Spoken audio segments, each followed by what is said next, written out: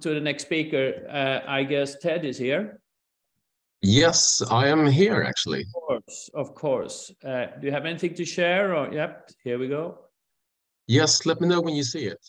Yeah, now we're there. Perfect. You're ready to go. Take it away. All right.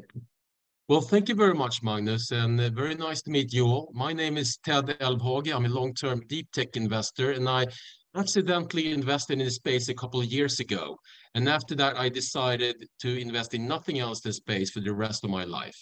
So that's why I'm here today. So, the topic for this part is, the sky is not the limit. And I think one way for an investor to show that or talk about that is really about the figures. So investing in space for an investor like myself or a company like yourself, it's really for the benefit of Earth. You heard Karen's story about, and Elon Musk's story, and also the Swedish Space Corporation story, and the Swedish story that actually, space has a unique vantage point to solve a lot of the big issues we have on Earth for humanity. And actually, if we look at the Nordics, where we're really good at clean tech in general, or, just impact investing and doing good, 60% of the clean tech data comes from satellites. And maybe one of my colleagues here will talk more about that later on. And actually, another figure, which might be interesting to you, is that if we put down all the satellites today, and yes, they malfunction for some reason, the agriculture in the US would lower their productivity by 30 to 40%. This is quite a big number. So not only is this a benefit for the people on Earth, but it also is a huge opportunity to make a lot of money now when we're moving forward. So I'm going to take you a journey through some numbers here to give you the investor's point of view of this. First, for the rest of us, I just want to let you know that space is already here. We have space for agriculture, space for mining, space for shipping, space for everything. But actually, 10% of the European GDP is based on stuff that has to do with space. How would you find your home today without your GPS? How would you even go with your boat? Bank transactions. How would you even be able to synchronize the timing? So there are so many things that are today already based and actually important for space. And Citibank came out with a thing just a couple of months ago when they said that, space, forget the numbers for a while, I'll get to the numbers, but they said that we see the scope for advances over the next few decades to exceed what we have seen throughout human history. I mean, think about that. We are right now getting into the space evolution of where entrepreneurs can take great ideas and great innovations and make something from them. And this slide and a couple of other slides I actually got from one of our portfolio companies, Python Space, when they presented for their A round, just to show you that small companies can do big impact. What's driving this? Well, you might have heard it as a buy sentence when Karen was speaking, that the cost per kilo has gone down dramatically. But as you know, in the past, satellites used to be big like buses. Today, they can be as small as an iPhone or even smaller than that. And we can get all these kind of things and information. So it's like new sensors, new IoT, telecom links, launch needs, it's new satellites, it's ground communication, it's Earth observation. But what's really revolutionary in this is the cost per unit, reusability. 80%, up to 80% is software, 3D printing, new materials, analytics, big data, and AI. Stuff that maybe you're investing in already today, but you haven't thought about that. Maybe space will give you that vantage point to bring your business, whether that's one of the Swedish or Nordic or European big industry companies, to make more money. All right, so let's look at the market. And this one is, I find this extra funny because this comes from Python Space, put this together for us. And they're adventurers. So you have, to your left, you have the ship of Columbus in 1492. And they're saying basically space tech market, this is the biggest opportunity since 1492. And if we start on our sort of, where we're at today, $469 billion US dollars in 2021. And it was not all government, it was not all big business, it was actually 75% commercial, which tells you something that this is ripe for investors and for corporations to get involved in space if you haven't done that. The outlook we're seeing is, for instance, Bank of America says it's going to be $1 trillion by 2030. And the Citibank says it's going to be 1 trillion by 2040. And of course, these are forecasts, so we don't really know. McKinsey says it's going to be 3 trillion by 2050. And, you know, China, they just leapfrogged all of us. And they're saying it's going to be more than 10 trillion by 2050. Look at these numbers and all the way down, as we're Swedish, some of us, we think sometimes of Spotify and the huge success they've done for entrepreneurship and innovation in that music business, which is only 36 billion. Imagine what we could do in space.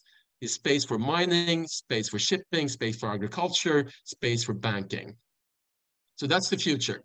Now, the next question, also looking at what Karen was presenting, is all SpaceX. And actually, SpaceX is just a very, very small piece of this.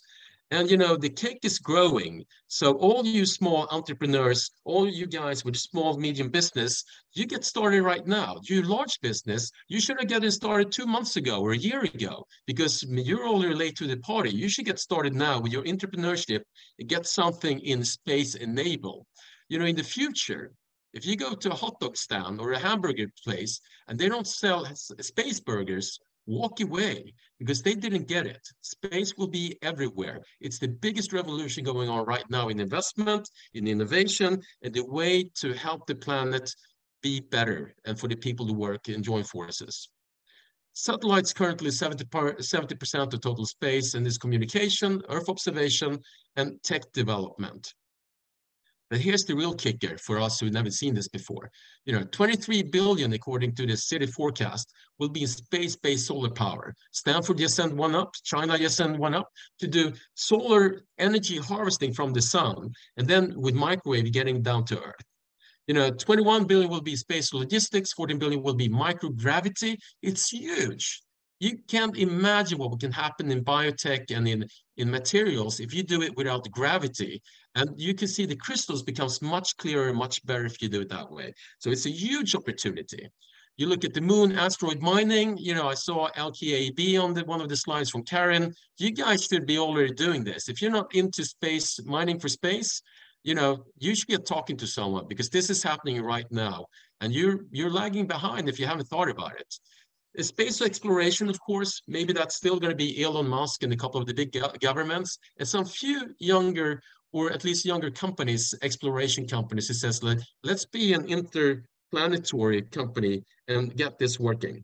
So I think that, you know, if you look at this, the space tourism and commercial space stations, this is really cool. You know, in a couple of years, today we have one government space station, or maybe 3, and we're going to have like 5 or 6 in a couple of years that will be privately funded.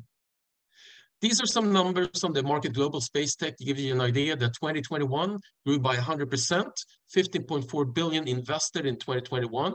And then you look at Europe, you know, very, very small. We're lacking behind in Europe. We need to get our shit together and start investing and doing things. We have the deal flow, we have the heritage, we have the knowledge, we have, for God's sake, we have, you know, S-Range in Sweden. There are 2 spaceports in Europe right now. The one is S-Range, the other one is French Guiana in Kourou. And of course, we have Andea, hopefully going to be online pretty soon too with big ships. But the thing is that we are in a unique position in Sweden and the Nordics to do something good about this. And this is where you guys come in. We need to do this together. We need to get the entrepreneurs together, and we need to support the ecosystem together. And thank God that, you know, Things Explore is doing this for us today. Another big game changers that has happened in Europe, that happened with NASA a couple of years ago, is that the European Space Agency is now turning around to become an anchor customer. So for us investors, that means we will actually have a customer to work with. Never used to be that way. They used to do all their stuff on their own, specify all the details. They're turning around now to become a commercial gateway. That's a game changer, what's going on right now.